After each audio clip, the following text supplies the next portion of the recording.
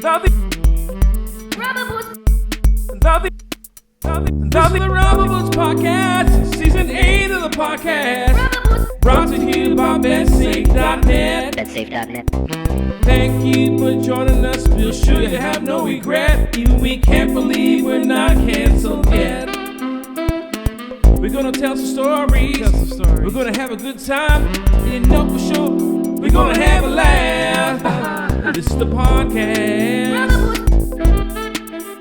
This is the podcast. 100% free. 100%. That's it. This is the podcast. This is the podcast. BetSafe.net. This is the pod. That's it. This is the podcast. This is the pod. What? This is the podcast.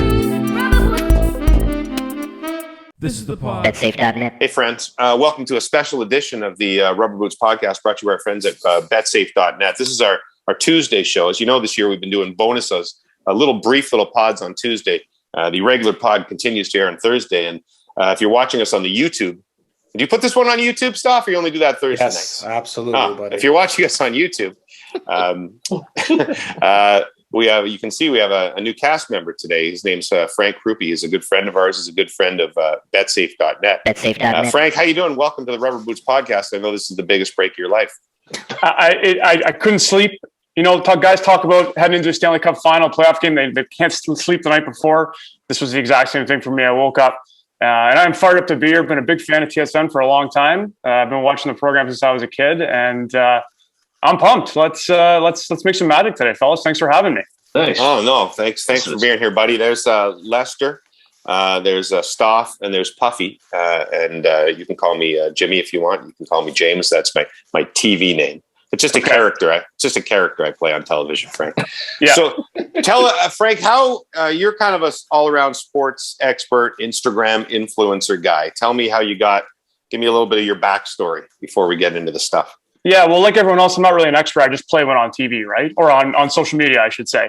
I've been in the Instagram, TikTok, social media world for a few years now. So former college hockey player, spent a lot of time sitting on the bench, but I was there. I did make it to the NCAA, and I snuck on Adrian College. There's a jersey in the background there, which is a small school in Michigan. And when my coach wasn't looking, I snuck onto the ice for a couple games behind his back. Nice. So I did get into the record books. So I graduated from Michigan, this small school in Michigan. Adrian came back home, worked with Rogers TV for a little bit.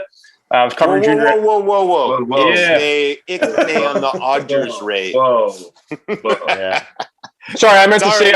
Sorry, Puffy's married to a high-ranking executive there. So We're really Rogers friendly. We're fine. Yeah. Okay, so well, if it makes you feel better, I'm with Bell as my service provider for my cell phone. Okay, so we evened it out. Don't worry. Okay, but I was doing some honor stuff, covering junior A hockey and some other minor sports for a few years, and then I was like, you know what, I really want to spread my wings and kind of have some creativity and do and say whatever I want to.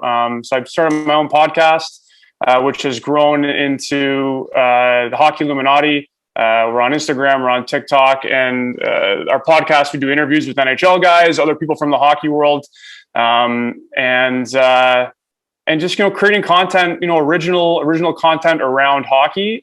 Sometimes it's a little raw. Sometimes I might rub some people the wrong way, but I've had some success in terms of building a following online, in terms of just being myself and not being afraid to kind of do things outside the box. What's the big moment, the most controversial moment, or the moment in the history of your podcast that's really fired people up? What have you said? I tell you, I don't know if there's anyone in the province of Quebec that likes me anymore. Yeah, I'm a diehard Leaf fan, and I spent a lot of time really, really getting under Habs fans' skin, and I still got them coming at me almost a full year later after the Leafs collapse. I haven't stopped taking shots at Habs fans. That's one thing I'll always do. But how do you do that? How do you do that after you lose in 7 the way you did? How do you come onto your podcast the next week and still try to be, cocky and take shots at them?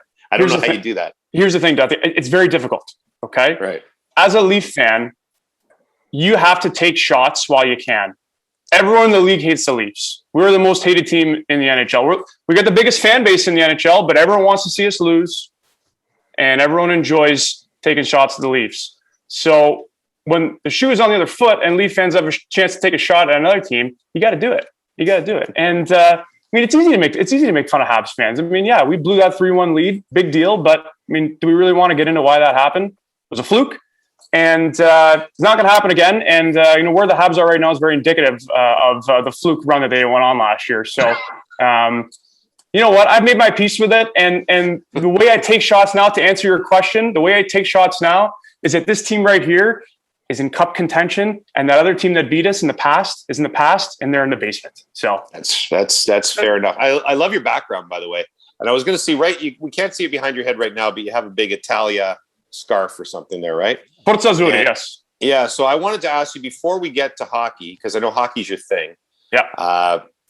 We talked about this last week on the pod. The Canadian soccer team's done unbelievably well. They're going to qualify for the World Cup.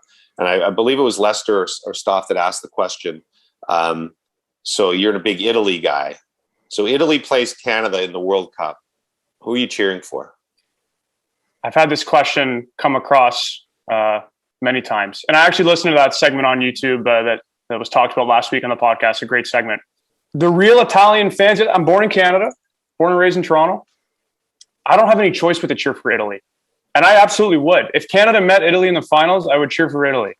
Well, thanks for coming on. We'll see you next time on the.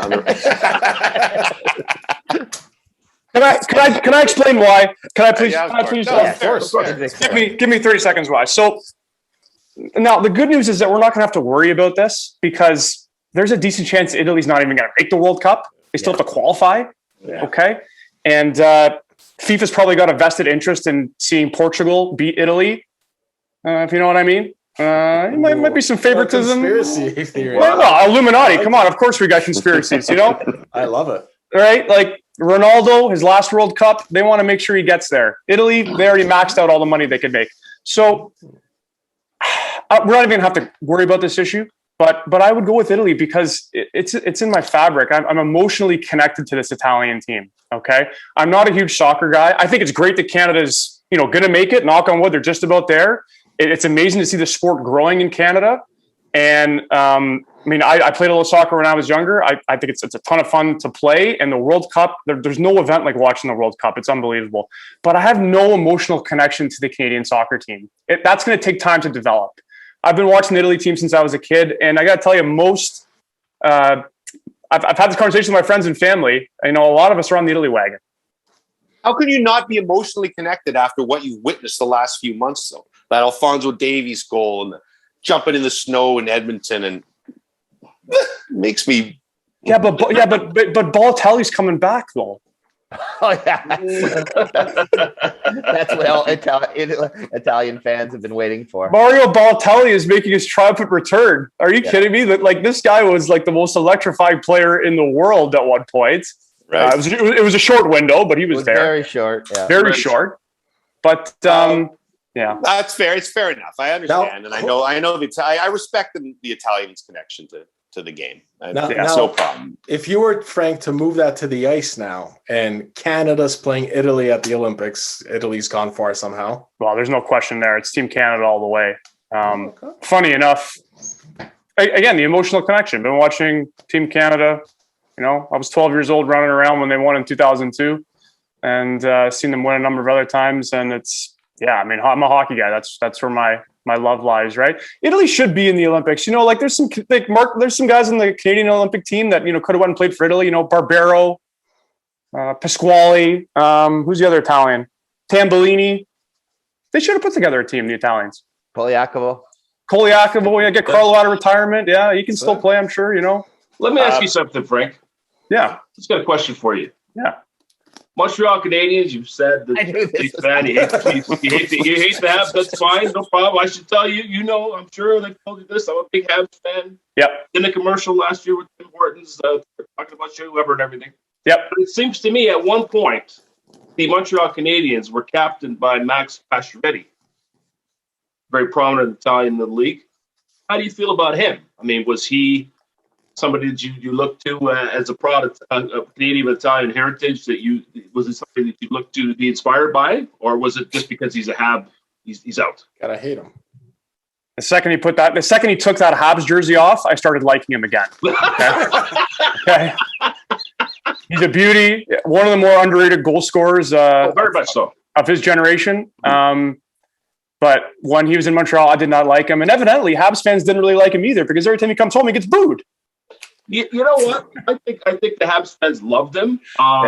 It's just that once you leave Montreal, they give you a hard time. Like, people get booed out of the building tonight, I'm sure. For sure. 500 fans, but whatever. Yeah. Frank, you're clearly very honest. So let's get to the crux of it. Last year, when you're watching the playoffs and the Tim Hortons commercial that airs every single commercial, and there's this clown there who wants the Shea Weber thing. What are you really saying to your television? What are you saying when you see that guy on? Does this podcast have the explicit rating on iTunes or no? No, you can do whatever you want, buddy. Can I actually? Yeah. We'll beep out if we have to beep out. Well, my blood is boiling thinking about that, and I've also we were the same, by the way. We were like, F- that guy, F- that Lester. I didn't get a commercial. Oh my God, Duffy! It's crazy to hear you drop an F-bomb, man. We beep everything out. Okay. For everybody at home, I didn't really say the F word. I said no, you didn't. No. I slipped. Yeah, you said you said Frank. You said Frank as in the guest, right? Frank Lester. Frank, come a Frank on. Let's go, Frank. Frank's sake. Sorry, you didn't answer the question though. How did you feel about Lester loving the Habs on the Tim Hortons commercial? Next question. I plead the fifth on that one. I like that. Stoff was telling me some of the things you do here. What I'd love to hear is you have like a bunch of ways to fix hockey. Yes. Right. Yeah. Why don't you share some of those with us, and we can either accept or argue with them? Yeah, that sounds great. So, I mean, there's a lot of people that would agree with me that not that hockey is in trouble in Canada, not that the NHL is in trouble. I mean, the game is great and the skill is unbelievable, but like there was once a time when the NHL was one of the top four sports in North America in terms of the big four, but you could say that UFC has surpassed that now, right? NASCAR, even MLS, you can make a case a little bit, right? South of the border for sure. Yeah. South of the border, yeah. South encompassing North, Canada and US.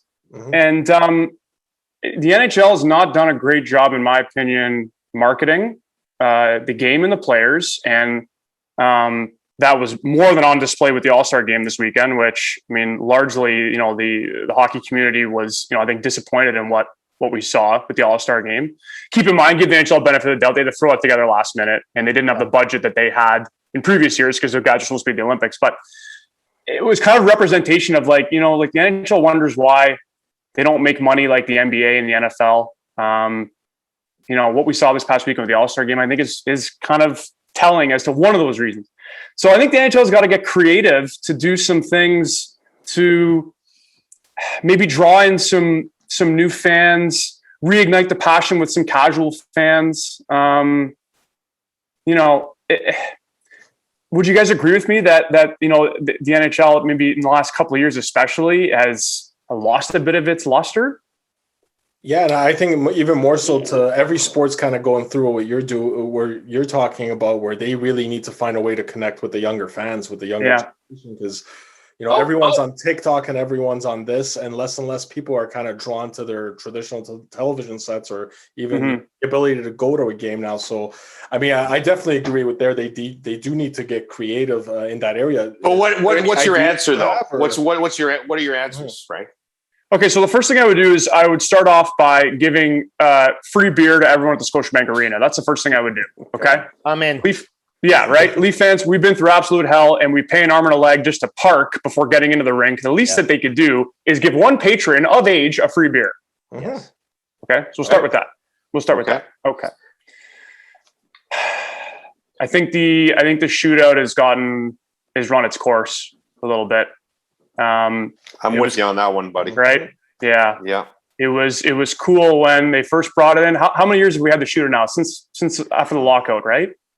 Yeah, 05, 06 season was the first one. Didn't the Leafs miss the playoffs on that? That wasn't that the first year of the shootout? I don't know if it's the first, but it was one first of the them. Islanders. It was Easter Sunday. It's a great day. Yeah. That's right. And Wade Dublowitz broke Leaf fans' hearts. That's right. Exactly. Yes. The Islanders made it. Yeah. Okay, so free beer, no more. Now, what are you saying? Like unlimited 3-on-3 till it's over? So, despite the fact that giving an extra point out via shootout is stupid, okay? Shootouts are a joke unless it's Italy winning a World Cup or Euro Cup. Then they're not a joke. Then they're great, okay? And the best way to decide a game. That is the perfect way to decide a game, right? But I think that. So it is a good question. What do you do to replace that? 3-on-3 is great. I would play 3-on-3. I would extend the 3-on-3 and extend it another 5 minutes. Okay, so play 3 minutes. Play 10 minutes of 3-on-3. Mm-hmm. And if no one has scored at the end of that 3-on-3, let's go back to good old fashioned tie. Each team gets a point. Did you ever play in minor hockey? And minor hockey, you drop a player. Keep dropping players down till it's one aside, which was hilarious. And it would be everyone in the NHL, because it's such an old boys club, would scoff at it. Yeah. But it would be way more exciting than the shootout. Yeah, I would love it. Imagine, Austin Matthews and Nathan McKinnon being the last two guys on the ice or something. That would be spectacular, right? And they're going to score in a minute. Like someone's scoring a goal. Like it's going to happen. Yeah. I like people will laugh at us for saying this, Puff, but I would prefer that over the shootout. Way better. Yeah. I'll be honest with you guys. I'm kind of surprised to hear you guys say that you think that the NHL hasn't done a good job marketing their players. I think that take for example, you're right. Definitely the All-Star game this weekend, but you got a guy like Trevor Zegras who is quickly changing the scope of thinking of, and just the creativity from that one player alone change the scope of what everybody else is doing. You have Connor McDavid, you have Nathan McKinnon, you have Matthews, Cale Makar. There's a lot of guys in the league that are very, very talented. And I think that via social media, our guys on Bar Down, by the way, I think do a great job with all their social media that they do. And I think actually from a standpoint overall of the league, I think they've done a great job of marketing the players.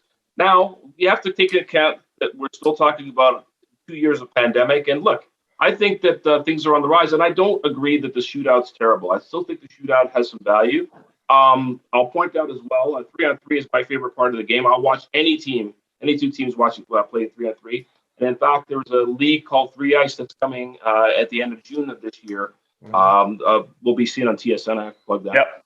But also the same as the 3-on-3 basketball. That's 3-on-3 found ice. its way to the Ice. Olympics. Yes, 3 Ice. Except for it's not Ice Cube, it's Chauclair that's organizing it. Chauclair. Lester, though, but the Northern Touch.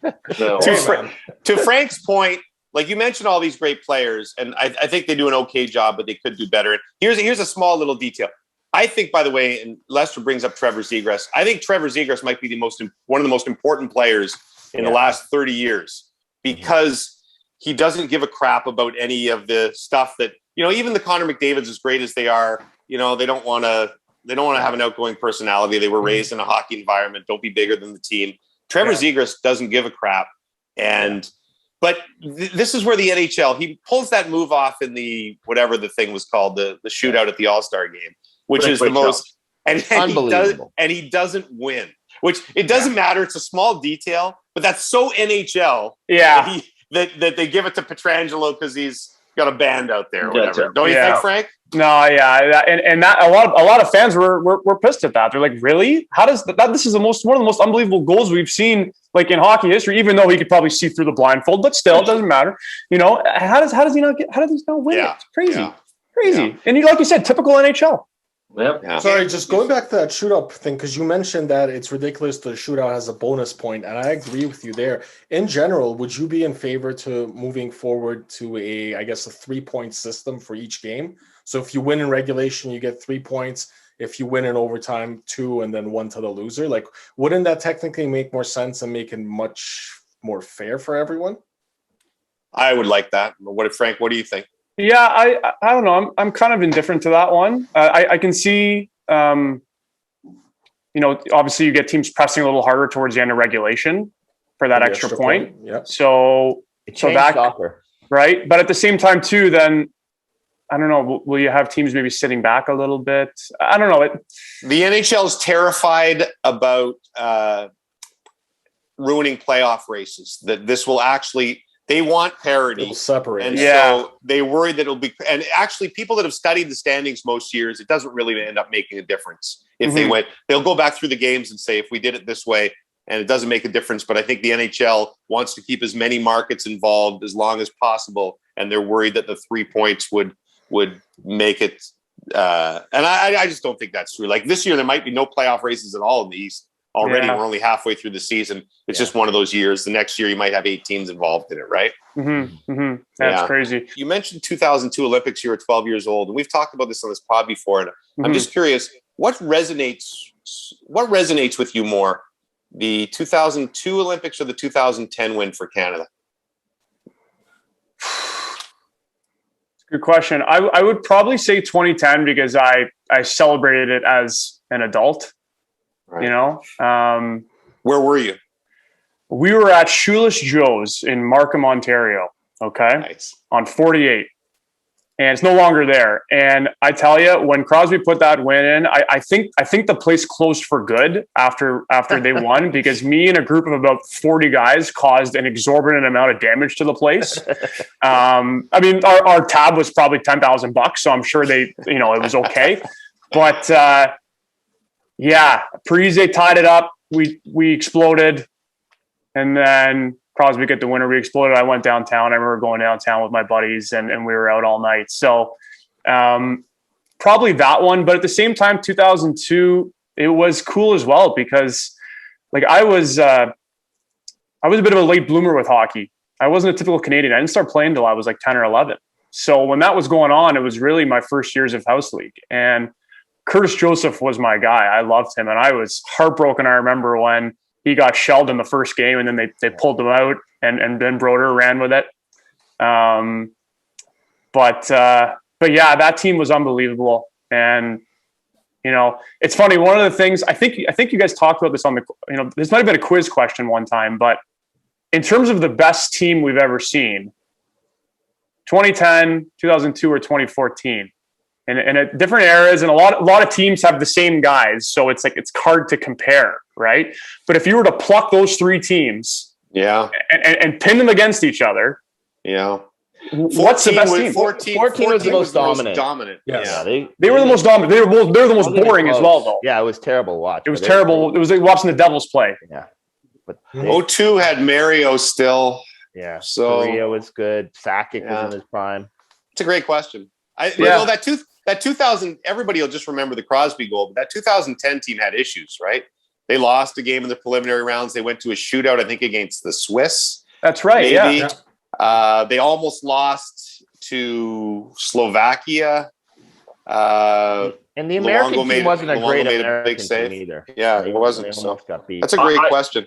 I honestly think it's the 02 team. When I think about that team, Mario, Sakic, Paul Correa was on that team. Pronger, I think, was on that team. Brodeur, Ginla. I mean, think about those players alone. Like as far as a pure star-studded team, I think that was, and I just think everything came together for them as well. And look, Gretzky's the GM. I'll never forget one of my favorite moments of all time. Frankie talked about me dropping an F-bomb. I just remember when Sakic scored that 5th goal, and they panned to the crowd, and Gretzky's like, right? I've never seen anything like that from him before, and I just loved it. Hey, Frank, you mentioned Markham. You know Stamkos well? Didn't you have some story about him in a ride or something? I got a few. Yeah, so I've known Stammer. We went to high school together. Brother Andre, which is now Saint Andre. Fortunate enough to know the guy and have a relationship with him. I was at his Stanley Cup party in the summertime, and man, that was cool. And like as a Leaf fan, like that's probably the closest I'll ever get to the Cup, right? So it was cool just to be. And he got to keep it for an extra day. He was the only guy in the Lightning organization, the only player that got to keep the Cup for 2 nights. Oh, he was the captain. So we were chilling with the Cup back to back, which was great. Nice. Before I do have a funny story about a ride I can share with you, but just one last thing about ways to improve the game. One more I wanted to mention, and I think this would be great. And this kind of goes a little bit to to Staff's point, maybe. So what do they do in the NBA and the NFL when the clock strikes 0? They keep playing. They keep playing. They keep playing, right? I think the NHL should do that too. So when we hit 0, we keep playing until there's a whistle. Okay, that would add so much more drama and intensity. Like, team has a goalie pulled 6-on-5. The clock is at 0, and they keep playing until there's a stoppage. Well, wait a second. So you're saying basketball is only the balls in the air? They don't basketball keep playing. Ends. Sorry, basketball's NFL they do though. NFL they do. Sorry, NBA is just ball in the air. My apologies. Yes. Oh, you're saying until the play officially ends. Until there's a whistle. That'd be kind of cool, actually. I do like that idea. If they should further do it is like the NFL, the game can't end on a penalty.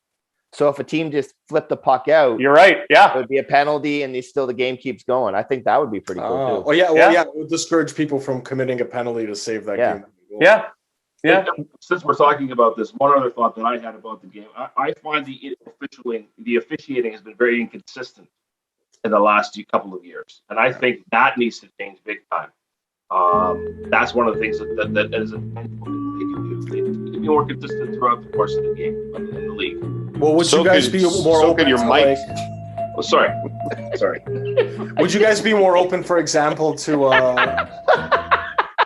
using video in terms of penalties and stuff, like to having a video judge help determine with penalties and with close calls, like the NFL where they do a quick call? Absolutely. They should have had the video replay in '93, going back to review penalties. Well, and the Leafs are Cup champions. And the Leafs are Cup champions. That's right. And they beat the Habs in the final. Yeah, that's the best part about it. And a sweep too. That's the thing. That's right. Yeah. Because we made sure no one had illegal sticks. We did.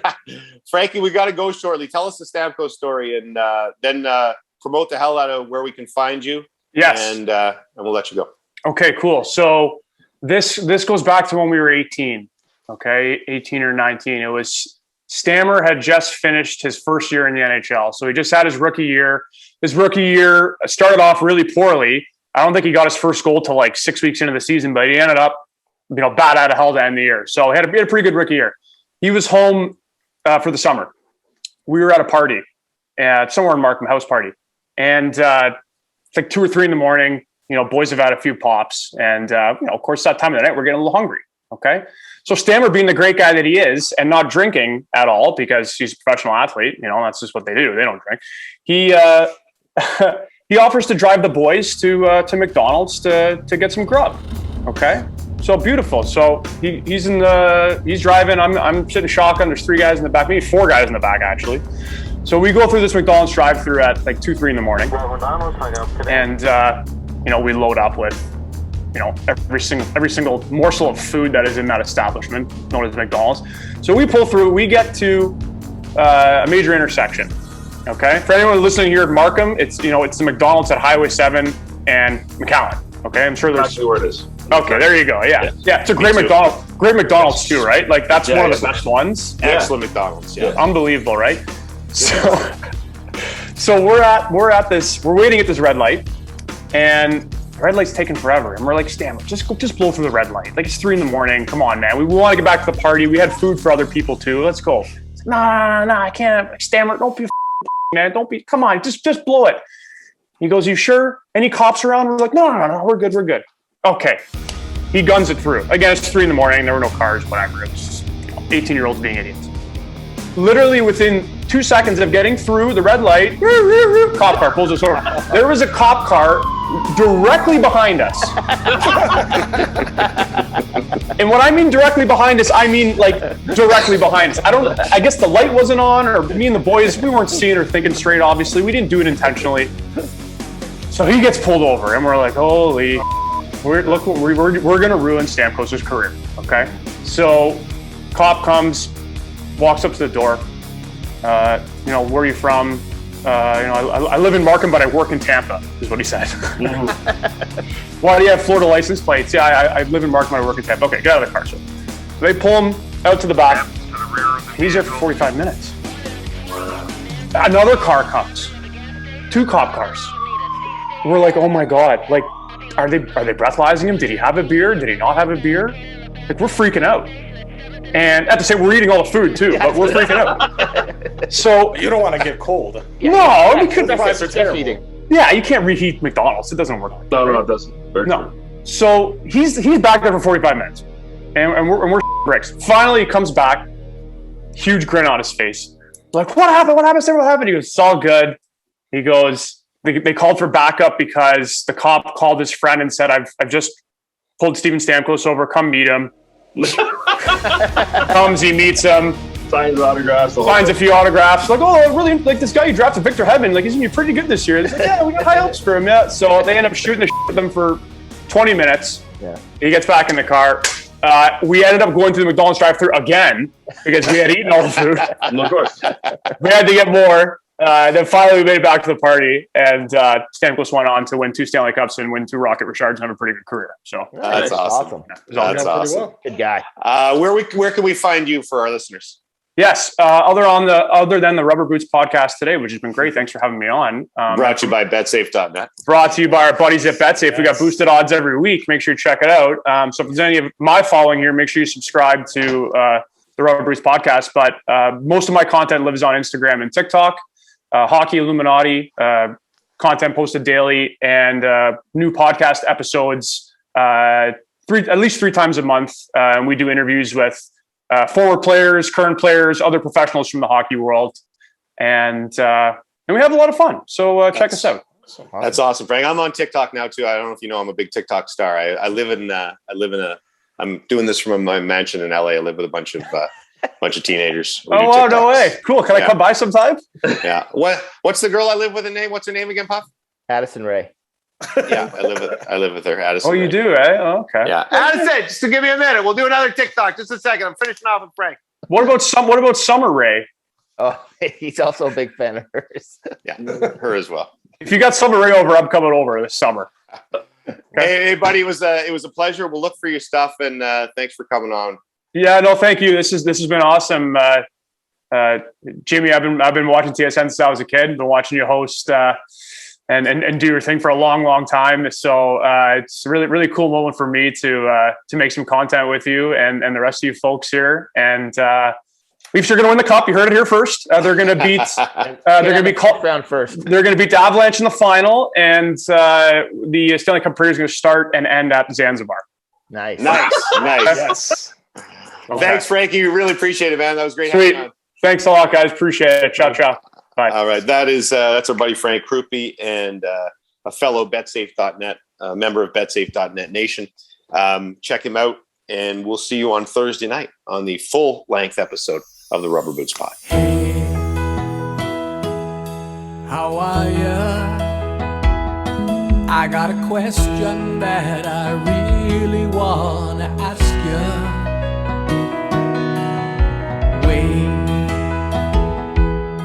don't hang up. I need to know, so I'm gonna try and push my luck. Are you wearing your rubber boots tonight? Are they purple, yellow, green, or black or white? Are you wearing your rubber boots tonight? Do you like the dunk tank at the fair?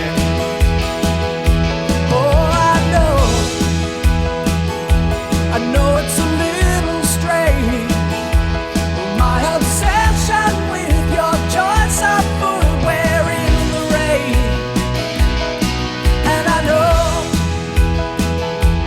that you're on TV, but I need you to put your boots up on the desk for me. Are you wearing your rubber boots tonight? Are they purple, yellow, green, or black or white? Are you wearing your rubber boots tonight? Do you like the dunk tank or the fair? This is the part they call the bridge. A bridge has water under it. With rubber boots you can wade in the water. Just don't fall in. Are you wearing your rubber boots tonight? Are they purple, yellow, green, or black or white? Are you wearing your rubber boots tonight? Do you like the dunk tank